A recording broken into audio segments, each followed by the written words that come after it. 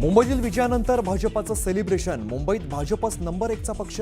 मराठी माणूसही भाजपासोबत हे सिद्ध झालं. फडणवीसांचा ठाकरेंना टोला.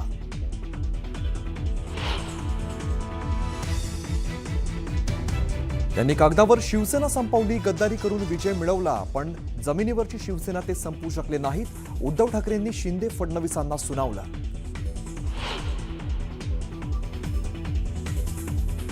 देवाच्या मनात असेल तर आपला महापौर होईल. उद्धव ठाकरे महापौर पदाबाबत आशावादी. तर देवानेच ठरवलंय महायुतीचा महापौर करायचा. मुख्यमंत्री फडणवीसांचा ठाकरेंना टोला.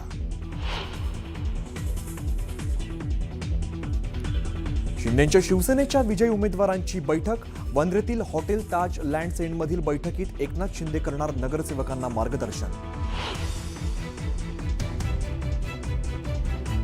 अजित पवार आणि सुप्रिया सुळेंमध्ये बंद दाराआड चर्चा. जिल्हा परिषद निवडणुकीत दोन्ही राष्ट्रवादी एकत्र लढण्यावर चर्चा झाल्याची माहिती. तर केंद्रातील मंत्रिपदाबाबत ही सुप्रिया सुळेंचं मोठं विधान. कार्यालयात सेलिब्रेशन करण्यात आलं. मुंबईत भाजपच नंबर 1चा पक्ष असल्याचं यावेळेला मुख्यमंत्री देवेंद्र फडणवीस म्हणाले.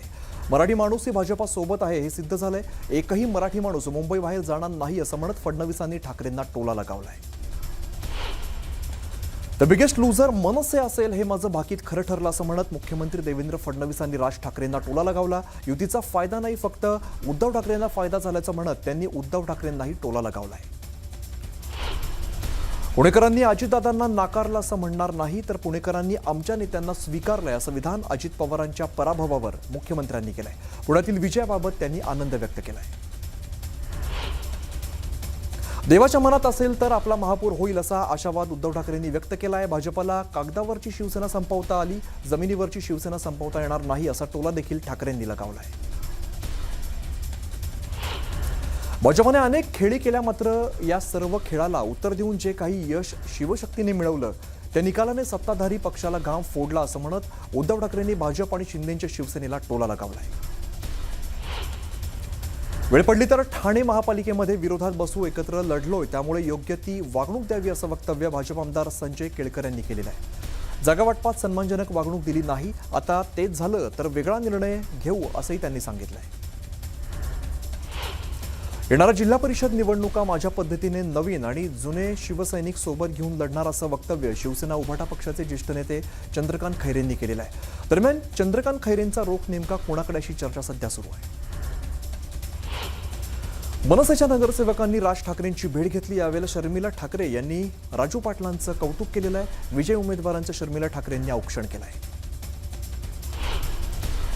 राज्यातील अनेक महापालिकांमध्ये एमआयएमचा करिश्मा पाहायला मिळालाय. दरम्यान आपलं वर्तन चांगलं ठेवा अशी ताकीद असदुद्दीन ओवैसी यांनी दिलेली आहे. तर महापालिकेत युती आघाडीचा निर्णय पक्षाशी चर्चा करूनच घेण्याच्या सूचना देखील त्यांनी पदाधिकाऱ्यांना दिल्या.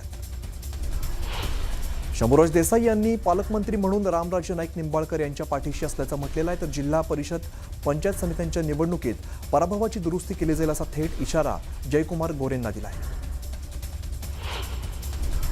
पुणे जिल्हा परिषद निवडणुकीसाठी भाजपने स्वबळाचा नारा दिलाय. मुरलीधर मोहोळ, चंद्रकांत पाटलांच्या उपस्थितीत झालेल्या बैठकीत स्वबळावरती लढण्याबाबत चर्चा झाली आहे. सांगली जिल्हा परिषद निवडणुकीसाठी जत तालुक्यामध्ये भाजप विरोधात 5 पक्षांनी वज्रमूठ बांधली आहे. काँग्रेस, दोन्ही राष्ट्रवादी, ठाकरेंची शिवसेना आणि राष्ट्रीय समाज पक्ष यांनी एकत्रित येत आघाडीची घोषणा केली आहे. सदरात जिल्हा परिषद पंचायत समितीसाठी भाजपाकडून इच्छुकांच्या मुलाखतींना आता सुरुवात झालेली आहे. आज आणि उद्या 2 दिवस मुलाखती पार पडत आहेत. पालिका निवडणुकीचा निकाल लागल्यानंतर भाजपने आता जिल्हा परिषद निवडणुकीची तयारी सुरू केली आहे. परभणी शहरातील वसमत इथल्या भाजप कार्यालयात जिल्हा परिषदेसाठी इच्छुक उमेदवारांच्या मुलाखती घेतल्या जात आहेत. परभणी शहर महापालिकेमध्ये भाजपला म्हणावं तसं यश मिळालं नाही, त्यामुळे आता भाजप ग्रामीण भागामध्ये जिल्हा परिषदेच्या माध्यमातून जास्तीत जास्त जागांवरती निवडणुका लढवण्याची तयारी करत आहे. दोन्ही राष्ट्रवादी जिल्हा परिषद आणि पंचायत समिती निवडणूक एकत्र लढणार आहेत. प्रदेशाध्यक्ष शशिकांत शिंदे यांनी माहिती दिली आहे. गोविंदबागेतील बैठकीमध्ये शरद पवार, अजित पवारांसह महत्त्वाच्या नेत्यांच्या बैठकीत ही चर्चा झाली. जिल्हा परिषद आणि पंचायत समितीची निवडणूक कार्यकर्त्यांची असल्याचं अजित पवारांनी म्हटलंय. तर झेडपी बाबतचा निर्णय कार्यकर्त्यांवरती सोडला असंही ते म्हणाले. सध्या तरी महायुती म्हणून काम करत असल्याचं अजित पवारांनी म्हटलंय. तर शरद पवार आणि आम्ही कुटुंब म्हणून एकत्र असल्याचं त्यांनी सांगितलंय.